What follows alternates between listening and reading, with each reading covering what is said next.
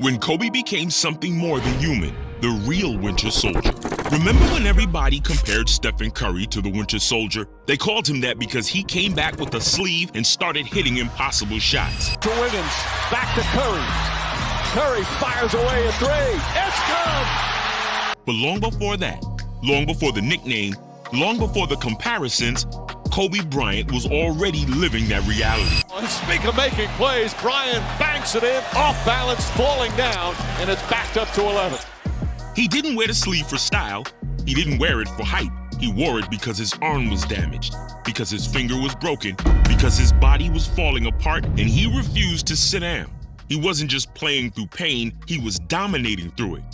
No theatrics, no jokes, no smiles, just a man sharpening himself through suffering, turning pain into precision and walking into every arena like it was a battlefield.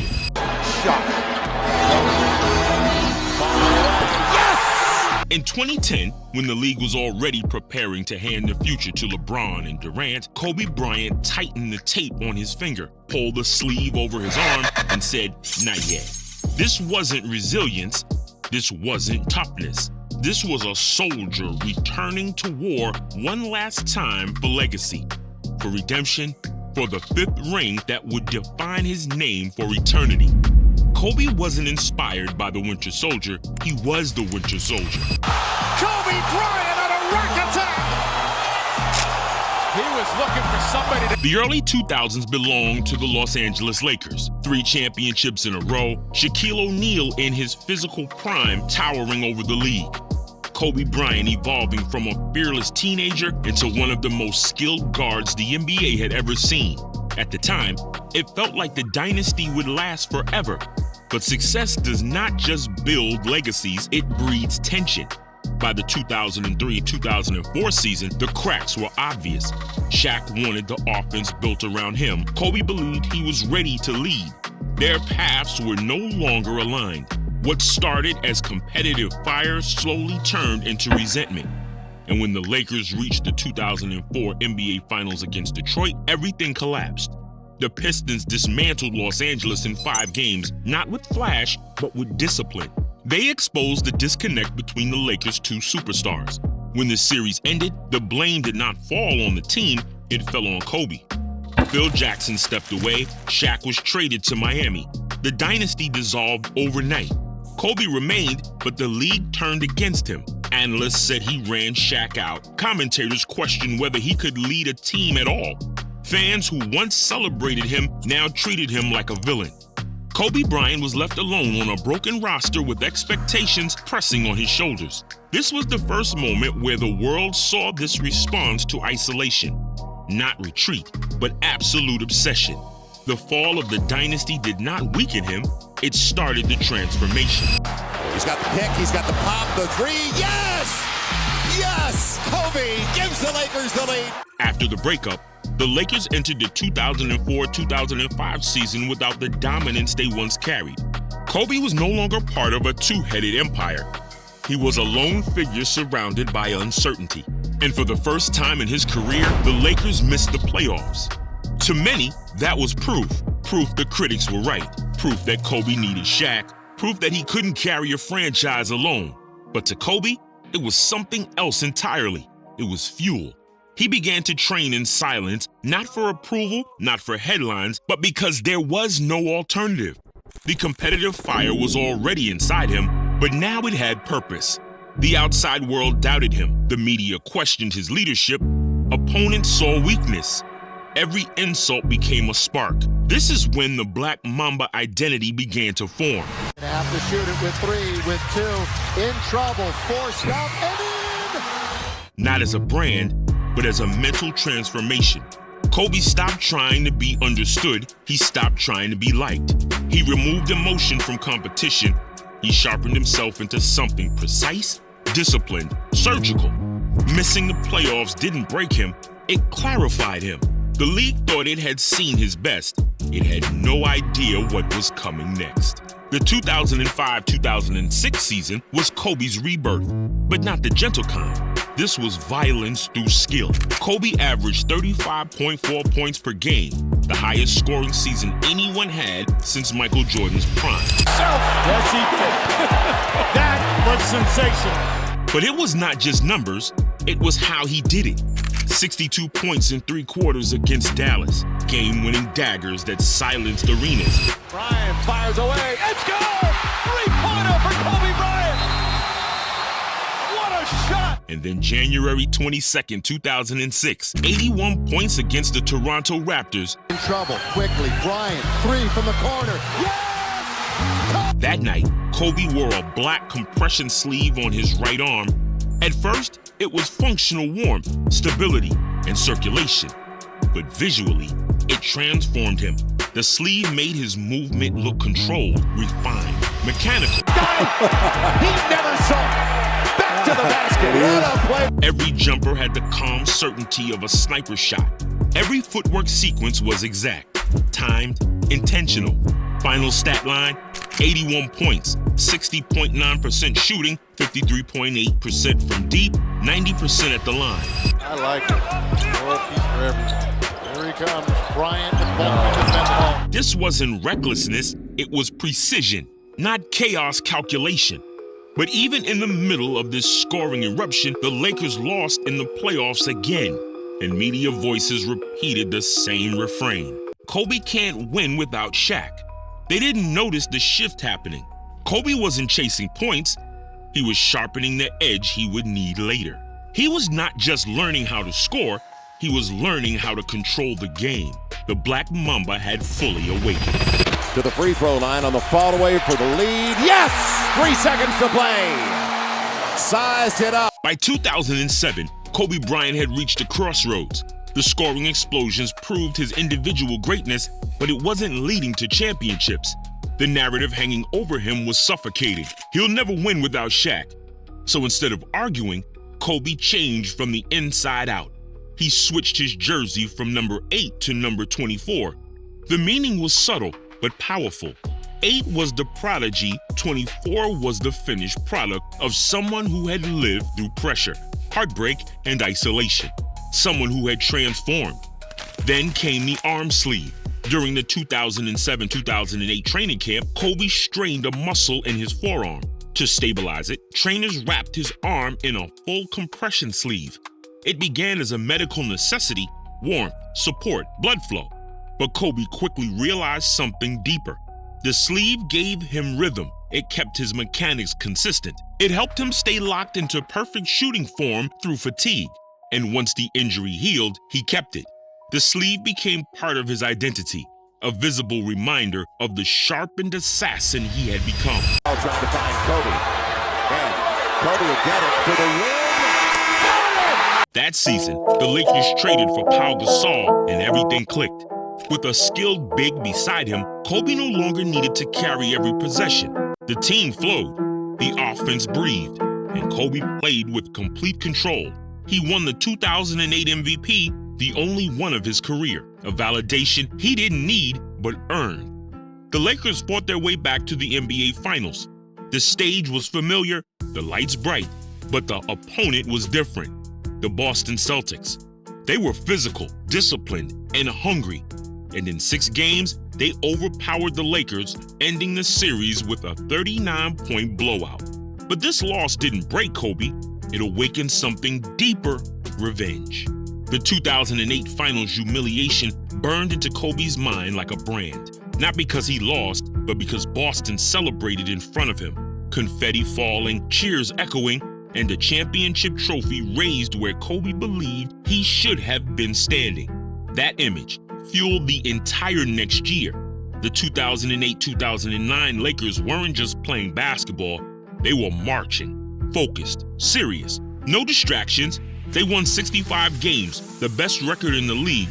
The offense flowed through Kobe and Pau, and the locker room carried a silent understanding everything was building towards one destination. Blake gets it into Kobe. Kobe, good little fake.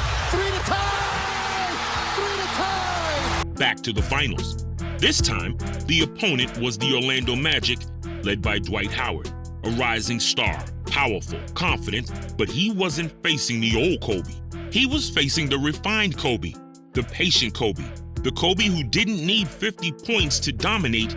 He dissected, he controlled pace, he manipulated space. Every possession was a lesson, and when the Lakers closed out the series, Kobe finally held the championship trophy without Shaq for the first time. He didn't need to say anything. The look in his eyes said everything. He had proven it. The critics had no voice left. The narrative was buried. But even in victory, Kobe did not relax. He didn't celebrate long because 4 championships was not enough. There was one more number that mattered, 5. One more climb, one more hunt, one more summit where only legends stand. Kobe looked at the league, LeBron rising, Durant growing, the next era forming, and he made a decision. They would not take the throne yet, not until the Mamba was finished. He wasn't finished, not even close. The 2010 season began with the ring ceremony of gold, confetti, and applause filling the air. But Kobe didn't smile. He didn't bask in the glow. He didn't see the celebration. He saw unfinished business. Then came the injury. To see, and he is hurting right now. Bueno. In December 2009, Kobe fractured the index finger on his shooting hand. The pain was sharp, constant. Every time the ball touched his fingertips, it sent a shock through his arm. Doctors recommended rest, a month off, let it heal. Kobe refused. Instead, he re-engineered his shot, changed the angle, adjusted his release point, taped the finger tightly until it looked like it didn't belong to a human hand anymore. He didn't miss a single game, and that's when something unreal happened. He became more clutch than ever. Game winner after game winner, 7 in one season. Fadeaways off balance, leaners over double teams, Jason Kidd's hand in his face. Dwayne Wade draped on him. Didn't matter. The ball still dropped. The broken finger didn't weaken him, it clarified him. He didn't just hit shots, he hit shots when they were needed most. To the Bryant. Bryant dribbling, has to put it up with the buzzer, banks it in! The Mamba wasn't just a nickname now, it was a way of attacking the opponent. Pain didn't stop him, pain sharpened him. Meanwhile, across the league, the future was rising. LeBron was winning MVPs, Durant was becoming a scoring champion. But when the fourth quarter came, when the game slowed, the crowd held its breath, and one possession meant everything. There was still one man everyone feared. The king was still on the throne, but the final war was waiting. The playoffs began with a message from the future, the Oklahoma City Thunder. Young, explosive, fearless, Kevin Durant, Russell Westbrook, James Harden, the next generation of killers sharpening their blades. They wanted the throne, Kobe wasn't giving it up. Game 1 was control, veteran patience. The Lakers executed like champions and took the lead in the series. But Game 2, that was something else. Kobe entered the second half with a look that could freeze the air in the arena. He scored 25 in the second half alone, hitting contested mid-range jumpers as if physics didn't apply. Every time OKC pulled close, Kobe answered, not with emotion, but with certainty. Yet the Thunder didn't break. They punched back in Game 3 and 4. Exploding at home, using energy, speed, youth, everything Kobe once had. Suddenly, the series was tied. The whispers started again. Maybe the time has come. Game 5 in Los Angeles shut all of that down. A 24-point blowout. Experience over excitement. Control over chaos. But Game 6 was a war. The Lakers found themselves down late. The arena tense. Season momentum in danger. And Kobe attacked one last time, a leaner over Durant to cut the lead, but it bounced off. Then Pau Gasol flew in, grabbed the rebound, and laid it in with 0.5 seconds left. The Lakers survived, not because Kobe carried every possession, but because Kobe's relentless standard had elevated the entire team. The old king wasn't done, he had just begun the final climb. The second round brought a familiar opponent, the Utah Jazz, a team that prided itself on discipline, physicality, and execution. They weren't explosive like the Thunder, they were methodical, patient, the kind of team that waits for you to make mistakes. But Kobe didn't make mistakes. In Game 1, the Lakers were down late, the building tense, possession after possession slipping away. But Kobe walked into those final minutes like they belonged to him. He hit a tough fadeaway, then another jumper over a double team, then a drive through contact.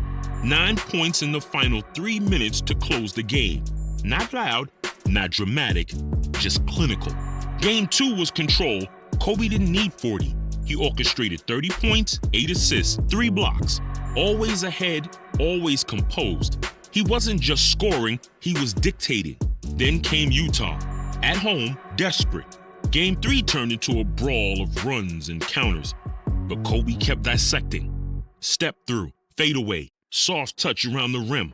When the Jazz collapsed, he used the gravity of his scoring to kick out to open shooters, the kind of leadership he used to be criticized for not having.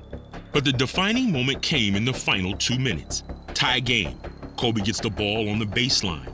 Fading away, defender draped over him, net. Utah answers. He responds again. Then the defense collapses, expecting him to shoot, and he kicks to Derek Fisher for the dagger. That was the difference now. He wasn't trying to prove he could score.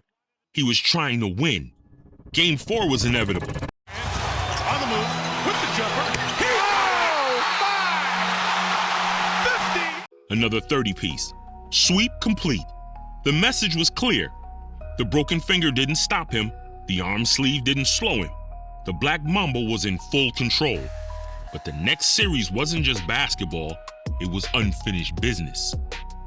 Phoenix wasn't just another opponent. They were a scar. The Suns eliminated Kobe in 2006, again in 2007. Those losses shaped his hardest years, the isolation, the scoring fury, the trade demand. So when Phoenix stood in front of him again in 2010, this wasn't a matchup, it was a reckoning. Game 1. Kobe walked on the floor with surgical calm. Fadeaway, pull-up, post-up footwork. That looked carved from marble. 40 points with shot-making that didnn't look human. Works through shot by Kobe. That's not fair. That's not fair. Whew. That's great defense. Los Angeles goes up 1-0. The message? I remember everything. Game 2 was balance. Kobe and Powell slicing the Suns' zone from every angle. Lakers up 2-0. The sweep felt close. Phoenix refused to fold. In games 3 and 4, their bench erupted. The energy was wild. The pace frantic. They tied the series 2-2. The media started whispering again deja vu. Game 5 was pressure. Tied late, Kobe rose into a fadeaway 3 to win it, but it bounced short. And then Ron Artest flew in, caught the miss, and laid it in at the buzzer. The arena erupted. Kobe didn't flinch. He just walked forward, eyes locked, because Game 6 was where legends close. And that night, Kobe delivered one of the coldest closing performances in playoff history. Fadeaways with 2 defenders, leaners with hands in his face, step backs that looked impossible. At one point, Kobe hit a jumper and patted Suns coach Alvin Gentry on the backside on the way back.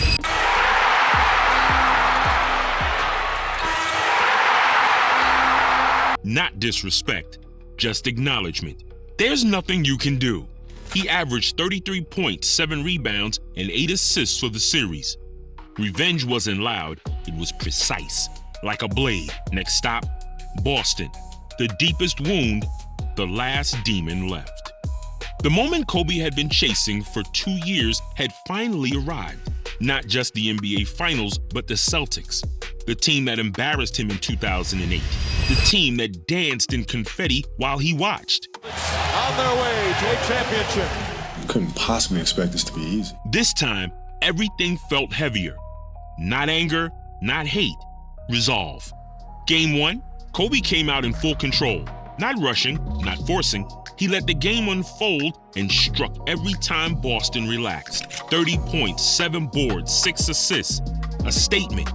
Game 2 swung the other way. The Celtics hit timely shots, controlled tempo, and the series moved to Boston tied 1-1. Game 3 in Boston was about silence. Not crowd silence, emotional silence. Kobe hit a left-handed floater over Garnett, screamed into the air, and the building actually stopped. You could feel that moment. Lakers up 2-1. But Boston wasn't going away. They punched back in Game 4, series tied again. This wasn't going to be quick. It was going to be an exam of will. Game 5 was the turning point. Kobe unleashed one of the greatest scoring performances of his career, 38 points, hitting shots so difficult they looked unreal. But the Lakers lost. The team around him couldn't keep up. Down 3-2, headed back to Los Angeles, 2 must-win games. Game 6 was a message, a 22-point destruction, no theatrics, just force. And then came the last obstacle, Game 7. Nothing left to hide behind, nothing left to prove. Just one night to decide everything. Redemption, reputation, legacy, everything was on the line. And Kobe wasn't about to let go. This all inside to Kobe Bryant. Good pass from the big man, and Bryant with his first field goal. Game 7 was not beautiful, it was a fight. A slow, physical, suffocating game where every possession felt like it weighed 100 pounds. Kobe couldn't find his rhythm early. He shot 3 for 14 in the first half. Nothing was falling. Boston's defense crowded him, hammered him, forced him into discomfort. The old Kobe might have forced shots, tried to win by overpowering, but this Kobe was wiser. He realized something crucial. Winning isn't always about scoring, so he recalibrated. He attacked the glass like a power forward. He defended like every possession was life or death. He dove for loose balls. He communicated. He led. He grabbed 15 rebounds, the most in the game, with hands wrapped, fingers taped, body exhausted. As the fourth quarter tightened, Kobe finally found openings, a mid-range jumper to stretch the lead, 2 cold-blooded free throws with the game hanging by a thread. Then came the dagger.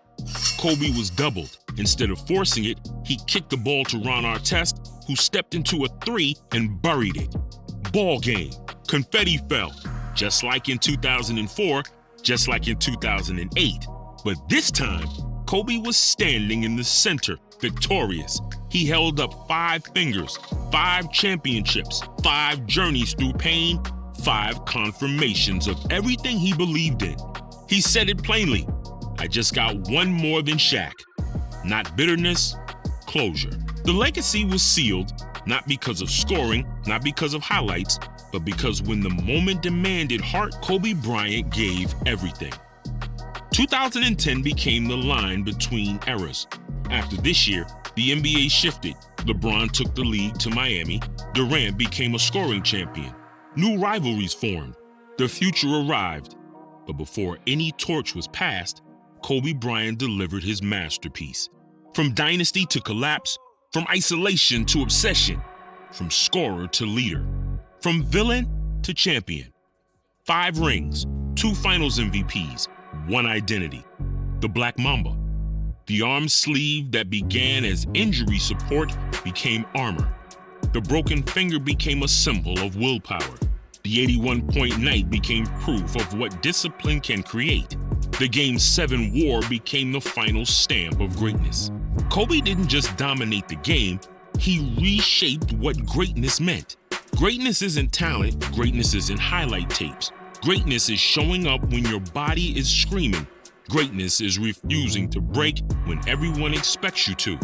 Greatness is choosing discipline over comfort every single day. 2010 is the last time Kobe Bryant ruled the NBA as its undisputed king. After that, he didn't need a throne anymore. His legacy was already carved into the game itself. And when he left this world, his words echoed louder than ever. Mamba out. But the truth is, he never left, because greatness built through pain doesn't fade. It teaches, it inspires, it lives forever. If you enjoyed this video, please click like and hit the subscribe. And don't forget to tell a friend. See you in the next one.